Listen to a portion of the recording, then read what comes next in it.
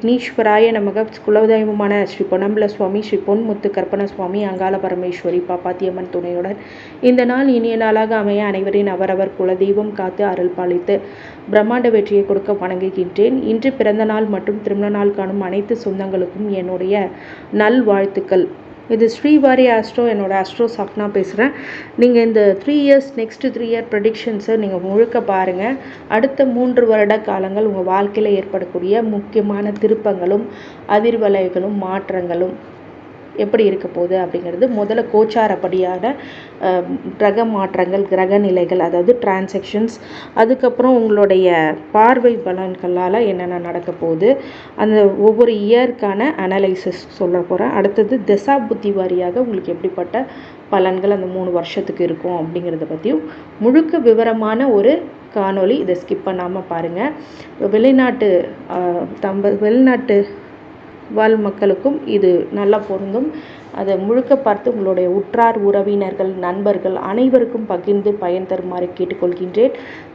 2024லேருந்து 25 வரைக்கும் என்ன டிரான்சாக்ஷன் நடக்க போகுது அப்படிங்கும்போது, சனி 9ஆம் இடத்துல தன்னுடைய பாக்கிய சனியிலேருந்து 10ஆம் இடத்துக்கு தொழிலில் வரப்போகிறாரு. ராகு 10ஆம் இடத்துலேருந்து 9ஆம் இடத்துக்கு குரு பாக்கியத்துக்கு போகிறாரு. கேது 4ஆம் இடத்துலேருந்து 3ஆம் இடத்துக்கு போகிறாரு. குரு 12ஆம் இடத்துலேருந்து 1ஆம் இடத்துக்கு போகும்போது என்னென்ன பலன்கள் நடக்கும் அப்படிங்கிறத பற்றி பொதுவாக பார்த்தீங்க அப்படின்னா, சனி 9ஆம் இடத்துலேருந்து 10ஆம் இடத்துக்கு போகிறது அப்படிங்கிறது தொழில் வகையில் ஒரு சில முன்னெச்சரிக்கையும் கவனமும் கண்டிப்பாக இருக்கணும். சனி 10ஆம் இடத்துல இருக்கிறது அப்படிங்கிறது தொழிலில் பிரச்சனை, உத்தியோகத்தில் இடமாற்றம், அப்புறம் தொழிலே மாற்றம் பண்ணுறது, உத்தியோகத்தை மாற்றம் பண்ணுறது, இல்லை உத்தியோகத்தில் அடுத்த நிலைக்கு போய் அதிகமான வேலைகளை கொடுத்து குறைந்த சம்பளத்துக்கு நீங்கள் வேலை செய்யக்கூடிய நிலை அப்படிங்கிறதெல்லாம் மிதன ராசிக்கு வரக்கூடும். ஆனாலும் இன்னும் கவனமாக இருக்கக்கூடிய இடத்துல பார்க்குற பார்வை அப்படிங்கிறது இருக்குது. சனிக்கு 12ஆம் இடத்தையும் 4ஆம் இடத்தையும் 7ஆம் இடத்தையும் பார்க்குறாரு. அப்போது சுப விரயங்களும் அதிகம் செலவு செய்யக்கூடிய கதை இந்த காலகட்டத்தில் இருக்கும். அதேமாரி வீடு, மனை, வண்டி, வாகனத்தில் ரொம்ப கவனமாக இருக்கணும். கலத்தர வகையில் திருமணம் தடை சில பேர்த்துக்கு ஏற்படலாம். சில பேர்த்துக்கு இந்த கலத்தர வகையில் ஒரு சில கணவன் மனைவிக்குள்ள பிரச்சனைகள் உருவாகக்கூடிய வாய்ப்பு. ஆனால் அந்த வருஷத்தில் குரு பகவான் உங்களுடைய ராசிக்கே வராரு அப்படிங்கும்போது ஒரு சில மன உளைச்சல்களை கொடுக்குமே. ஜென்ம குரு வனவாசமே அப்படின்னு நீங்கள் பயப்பட தேவையில்லை. ஆனால் பார்க்குற பார்வையோடைய பலன் அப்படிங்கிறது அடிப்படையில் பார்த்தோம் அப்படின்னா 5ஆம் இடம், 7ஆம் இடம், 9ஆம் இடம் ரொம்ப முக்கியமான இடங்களில் அவர் பார்க்கும்போது புத்திர தடை அப்படிங்கிறது விலகும். கலத்திரத்தில் இருந்து வந்த சில பிரச்சனைகள் கூட இந்த காலகட்டத்தில் பெருசாகாமல் பார்த்துக்கும். அதே மாதிரி 9ஆம் இடத்த பாக்கியத்தை பார்க்கும்போது தந்தை சார்ந்த வழிகள், அவருடைய சப்போர்ட்ஸ் அப்படிங்கிறதெல்லாம் கண்டிப்பாக இருக்கும். அதே மாதிரி தந்தை இல்லைங்க, எனக்கு அந்த தந்தை வழி சொத்து கிடைக்குமா அப்படிங்கும்போது கண்டிப்பாக கிடைக்கக்கூடிய ஸ்தான பிராப்தம் வருது. அதே மாதிரி 9ஆம் இடத்துல பார்க்கும்போது வெளிநாடு, வெளியூர் பயணங்கள், தூரதேச பயணங்கள்னால் மிகப்பெரிய வெற்றி மற்றும் பொருளாதார ரீதியான முன்னேற்றங்கள் அப்படிங்கிறது கொடுக்கும். ராகு கேது அப்படிங்கிறது பாக்கியத்துக்கு வர்றது அவ்வளோ விசேஷம். ஆனாலும் ஒரு இடத்துலேருந்து இன்னொரு இடத்துக்கு கொண்டு போகும். இந்த 3 கிரகமும் உங்களை வெளியில் தான் கூட்டிகிட்டு போகும். கேது 4ஆம் இடத்துலேருந்து 3ஆம் இடத்துக்கு மறைந்த கேதுவாக வருகிறார். அப்படிங்கிறதுனால மாற்றுப்பாலினத்தினாலோ இல்லை நண்பர்கள் வழியிலையோ இளைய சகோதரர்களோ ஒரு சில தொந்தரவுகள் கண்டிப்பாக உருவாகும். அப்போ எங்களுக்கு எது ப்ளஸ் பாயிண்ட்டே இல்லையா அப்படிங்கும் போது தான் 5, 7, 9 குரு பார்வை இருக்குதுல்ல, அது உங்களை கண்டிப்பாக காப்பாற்றும். முக்கியமான விஷயங்கள் எல்லாம் குரு பார்க்குறார் அப்படிங்கும்போது அது மிகப்பெரிய ப்ளஸ் தான். ஆனால் அந்த சனி 10ஆம் இடத்துக்கு வர்றது மட்டும்தான் தொழில் முறையில், உத்தியோக முறையில் ரொம்ப கவனமாக இருக்கக்கூடிய காலகட்டம்.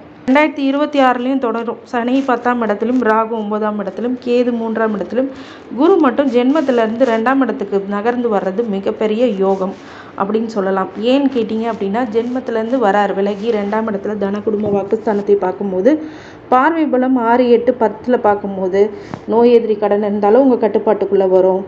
இந்த அசிங்கம், அவமானம், வம்பு வழக்கு உங்களுக்கு சாதகமாக முடியும். பொருளாதார ரீதியாக திடீர் அதிர்ஷ்டம்லாம் வரக்கூடிய நிலை வரும். அது மாதிரி 10ஆம் இடத்தையும் பார்க்குறார், தொழிலையும் பார்க்குறார். அப்படிங்கும்போது சனி பார்வையும் அங்கே தான் இருக்குது. குரு பார்வையும் சனி அந்த 10ஆம் இடத்துக்கு தான் இருக்கார். அதில் குருவும் பார்க்கறதுனால இப்போ தொழில் நிறையில், உத்தியோக வழியில் ஒரு சில மாற்றங்கள்னால ஒரு சில மன மகிழ்ச்சி ஏற்படும். அந்த அதிக ப்ரெஷர் இப்போ இருக்கார். 2027 சனி 10ஆம் இடத்திலும், ராகு 8ஆம் இடத்திலும், கேது 2ஆம் இடத்திலும், குரு 2ஆம் இடத்துலேருந்து 3ஆம் இடத்துக்கு நகர்ந்து வரார். சரி, இப்போ 10ஆம் இடத்துல சனிங்கிறது மாறவே இல்லை அப்படிங்கும்போது தொழில் முறையில் கவனமாக இருக்க வேண்டியது. ராகு 8ஆம் இடத்துலேருந்து அஷ்டம ராகுவாக வரும்போது சில தொந்தரவுகள், பிரிவு, ஏமாற்றம் அப்படிங்கிறது அடையக்கூடியதாகவும், கேது 2ஆம் இடத்துல இருக்கும்போது குரு பார்ப்பாரா அப்படின்னு கேட்டிங்கன்னா, கண்டிப்பாக இந்த இடத்துல 2ஆம் இடம் வர்றது அப்படிங்கிறது உங்களுடைய சொல், செயல் அப்படிங்கிறதெல்லாம் கொஞ்சம் ஜாக்கிரதையாக இருக்கணும். அவசரப்பட்டு உங்களுடைய வார்த்தைகளை உதிர்க்காதீங்க. குடும்பத்தில் ஜாக்கிரதையாக இருக்கணும். குடும்ப விஷயத்தில் நீங்கள் வெளியில் பகிர்ந்துக்கிறது அப்படிங்கிறதெல்லாம் கட்டுப்படுத்திக்கணும். அதுக்கப்புறம் பொருளாதார நெருக்கடி கொஞ்சம் ஏற்படக்கூடிய வாய்ப்புகள் இருக்குது. 2ஆம் இடத்துலேருந்து 3ஆம் இடத்து மறைவு குருவாக வர்றதும் ஒரு சில பிரச்சனைகளை கொடுக்கும்.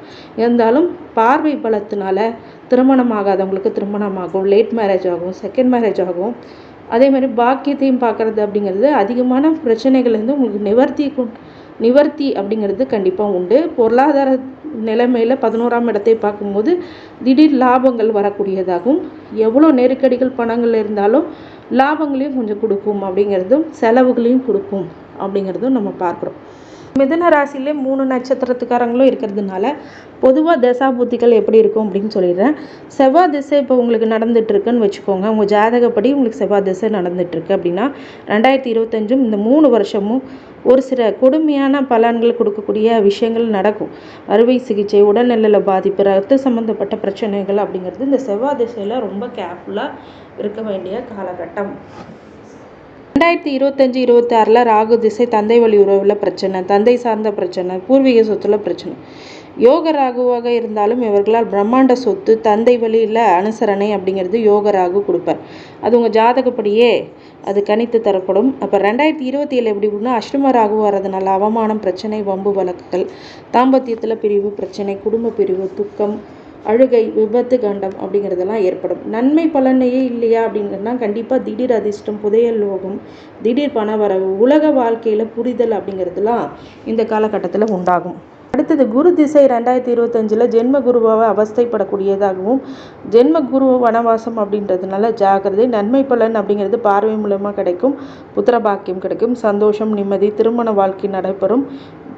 வெளிநாட்டு வெளி மாநிலங்களுக்கு எக்ஸ்போர்ட் இம்போர்ட் துறையில் ஒரு நல்ல வளர்ச்சி, வெளிநாடு சார்ந்த போக்குவரத்தில் லாபம், வெளிநாட்டு வாழ்க்கை அமையக்கூடியதாகவும், அங்கேயே பிஆர்ஓ கிடைச்சிடும், அங்கேயே நீங்கள் ஒரு சிட்டிசன் ஆகக்கூடிய நிலைமையும் இந்த பார்வை பலத்தினால நல்ல பலன்கள் ஏற்படும். 2026 குரு திசை எப்படி இருக்கும் அப்படின்னு கேட்டிங்கன்னா, தன குடும்ப வாக்கில் நன்மை, மறைமுக சூழ்ச்சினால் நோய், எதிரி, கடன் அப்படிங்கிறதுல விடுபடுறது, பெண்கள் மாங்கல்ய பலம் அதிகரிக்கக்கூடிய காலகட்டம், கொடுக்கல் வாங்கலில் நல்ல பரிவர்த்தனை ஏற்படும், தொழிலில் புரிதல் அப்படிங்கிறது உண்டு, தொழில் முன்னேற்றம், வளர்ச்சி, தொழிலில் புது ஸ்டார்ட் அப் பண்ண போகிறீங்கன்னா இந்த காலகட்டம் ரொம்ப நல்லாயிருக்கும்.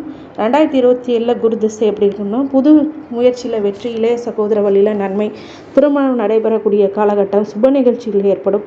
பாக்கிய குரு பார்க்கும்போது புண்ணியத்தை அதிகப்படுத்தி நல்ல பலன்கள் ஏற்படும். இந்த ராசிக்காரங்கள் நல்ல காலங்களை குறிப்பிட்டு சொல்லணும் அப்படின்னா தொழில் லாபம், புதிய பட்டம், பதவி, புகழ், பெண்கள்னால் ஒரு சில வளர்ச்சிகள், நன்மைகள் உண்டு அப்படின்னு சொல்லலாம். அடுத்தது சனி திசை. சனி திசையில் 2025, 26, 27 10ல் வந்தால் பதவி பறிபோகும் அப்படின்றதெல்லாம் கிடையாது. இடமாற்றம், ஊர் மாற்றம், வீடு மாற்றம், அட்லீஸ்ட் தொழிலில் ஒரு மாற்றம், இல்லை உத்தியோகத்தில் மாற்றம் அப்படிங்கிறது இருக்கும். சுப விரயங்கள் ஏற்படும், விரய செலவுகள் அதிகரிக்கும், தாய் வழி பிரச்சனை, தாய்க்கு உடல்நிலையில் ஒரு சில சோர்வுகள், தாய் சொத்து பிரச்சனை அப்படிங்கிறதுலாம் வரும். கலத்திரத்தில் திருமண தடை, திருமணத்தில் கணவன் அந்யோன்யம் பாதிக்கிறது அப்படிங்கிறதுலாம் நடக்கும். புதன் திசைனா 2025, 26, 27 கவனம், எச்சரிக்கை. அது மாதிரி கோர்ட்டு கேஸ் பிரச்சனை ப்ராப்ளம்லாம் வரக்கூடியதாகவும், கேது அடுத்த 3 வருடங்கள் வெளிநபருக்கு 3வது நபரத்தோட கவனமாக இருக்கிறது, மாற்றுப்பாலினத்தினரோட கவனமாக இருக்கிறது, இளைய சகோதர வழியில் பிரச்சனைகளை உருவாக்கக்கூடியதாகவும், வேலை செய்கிற இடத்துல ரொம்ப கவனமாக இருக்கணும். 2027 மட்டும் தன குடும்ப வாக்கில் திருப்தி இல்லாத நிலை ஏற்படக்கூடிய காலகட்டம். அடுத்தது சுக்கிர திசை அப்படிங்கும்போது மாற்றுப்பாலினத்தினோர் கவனமாக இருக்கணும். சூரிய திசைனா கவனமும் எச்சரிக்கையும், அரசாங்க வழியில் ஒரு சில பிரச்சனைகளும் கொடுக்கும். சந்திர திசையில் பட்டம், பதவி, பெயர், புகழ் கொடுக்கும். செவ்வாய் திசை அப்படிங்கும்போது ஒரு சில பிரச்சனைகளை உடல் அளவில் கொடுக்கும். அப்படிங்கும்போது நன்மை அதிக அளவில் எப்படி ஏற்படும் அப்படின்னு கேட்டிங்கன்னா, உங்களுக்கு ராசிநாதனான புதன்கிழமையில் புதன் ஹோரையில் விளக்கேற்றி, பெருமாளுக்கு விளக்கேற்றி வருவது மிகப்பெரிய நன்மை பலனை ஏற்படுத்தும். குலதெய்வ வழிபாடு முக்கியமானது. இந்த மிதுன ராசிக்காரங்களுக்கு இந்த தசாபுத்தி ரீதியாக ஒரு சில மாற்றங்கள் இருந்தாலும் ஒரு சில கவனங்களும் எச்சரிக்கையும் நீங்கள் இருக்கணும் அப்படிங்கிறது தான் அறிவுறுத்தப்படுகிறது. இந்த நெக்ஸ்ட்டு 3 இயர்ஸ் அப்படிங்கிறது ஒரு சில விஷயங்களில் நீங்கள் கவனமாக இருந்தால் போதும், மற்ற விஷயங்களில் அதுவே நன்மை அதிக அளவில் ஏற்படும். உங்களுக்கு சாதகமாக இருக்கக்கூடிய கிரக நிலைகள்லாம் ஒரு சில பாதகங்களையும் கொடுக்குது அப்படிங்கிற பட்சத்தில் நீங்கள் ரொம்ப உஷாராக முடிவெடுக்கணும். ஒரு விஷயத்தை 100 முறை யோசித்து செயல்படுங்க அப்படிங்கிறது தான் அறிவுறுத்தப்படுகிறது. சனி திசையில் ரொம்ப ரொம்ப கவனமாக இருக்கணும், கேது திசையிலும் கவனமாக இருக்கணும். இந்த மிதுன ராசிக்காரங்களுக்கு அனைத்து ஐஸ்வர்யங்களும் சகல சௌபாக்கியங்களும் மனோதைரியத்தையும் மன நிம்மதியும் ஆரோக்கியத்தையும் கொடுக்க வேண்டும் என்று ஸ்ரீ வாரி பெருமாளை வேண்டி வணங்குகின்றேன். வாழ்க வளமுடன். நன்றி.